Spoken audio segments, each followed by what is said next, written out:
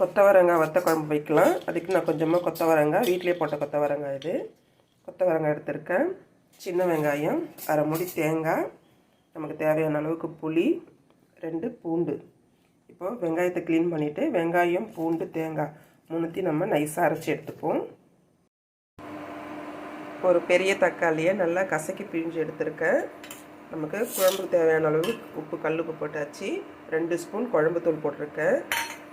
அரைச்சி வச்சுருக்கிற தேங்காய், சின்ன வெங்காயம், பூண்டை தோலோடவே போட்டு நல்லா அரைச்சி வச்சுருக்கிறேன். இதையும் நம்ம அது கூட சேர்த்து மிக்ஸ் பண்ணிடலாம். இப்போது நம்ம ஊற வச்சுருக்கிற புளியை கரைச்சி ஊற்றிக்கலாம். நமக்கு குழம்பு எந்த அளவுக்கு தேவையோ அந்த அளவுக்கு ஊற்றிக்கலாம்.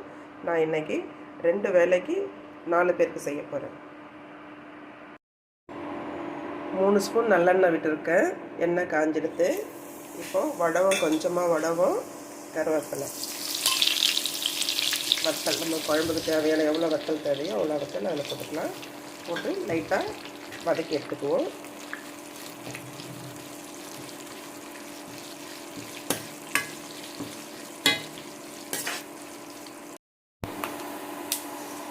பொரிஞ்செடுத்து நம்ம இந்த ஸ்டேஜில் கூட்டி வச்சுருக்கிற குழம்பு அதில் ஊற்றிடலாம். கொதிக்கட்டும். ஒரு 5 நிமிஷம் மூடி போட்டு வச்சுடுங்க. குழம்பு நல்லா கொதிக்கட்டும். நல்லா கொதிச்சதுக்கப்புறமா நம்ம சிம்மில் வச்சு கொதிக்க வச்சுக்கலாம். குழம்பு நல்லா வேகமாக கொதிக்க ஆரம்பிச்சிருச்சு. இது போதும். நம்ம இந்த ஸ்டேஜில் சிம்மில் வச்சிடலாம்.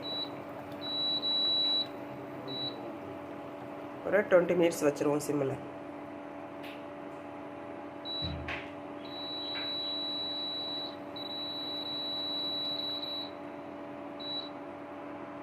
சிம்மிலே கொதிக்கட்டும். இப்படி கொதிக்கும்போது டேஸ்ட்டாக இருக்கும். இந்த குழம்பு நீங்கள் நார்மலாக வைக்கிற வத்த குழம்பை விட இந்த குழம்பு ரொம்ப ஈஸியாக, சீக்கிரம் குயிக்காக வைக்கிறதுக்கான வத்த குழம்பு. ப்ளஸ் டேஸ்ட்டு வந்து அந்த டேஸ்ட்டை விட இது ரொம்ப நல்லாயிருக்கும்.